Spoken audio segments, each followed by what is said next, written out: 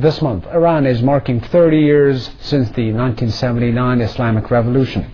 Massive rallies are marking the anniversary which overthrew the US-backed Shah's regime and established the Islamic Republic of Iran. Zhou Xiran takes a closer look. Jafar is a 55-year-old taxi driver who recalls the massive demonstrations in Tehran 30 years ago. He took an active part in Iran's 1979 revolution. At that time, almost all people were in the streets every day and no one would stay at home. Young and old, women and men would go out into the streets to protest and change the regime. Each year, the anniversary is preceded by 10 days of grand celebration.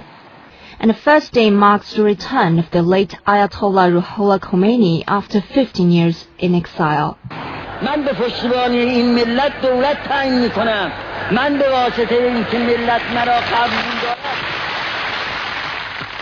There was a carnival mood at first in 1979, but then a series of bitter street clashes ensued. Hossein is a carpenter who was born in 1979. He compared his current day to what he heard about the Shah from his parents.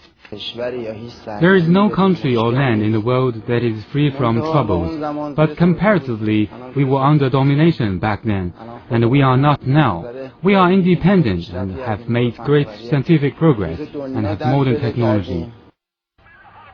The Shah ruled for nearly 4 decades and had become increasingly isolated from the Iranian people.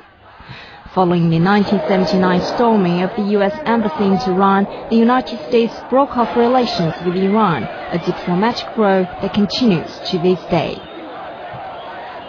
Despite the difficulties Iranians face in their everyday lives, including rising inflation, unemployment, bad housing, and difficult relations with the international community, not many Iranians long for the pre-revolution era. Changing the regime was correct and was not a mistake.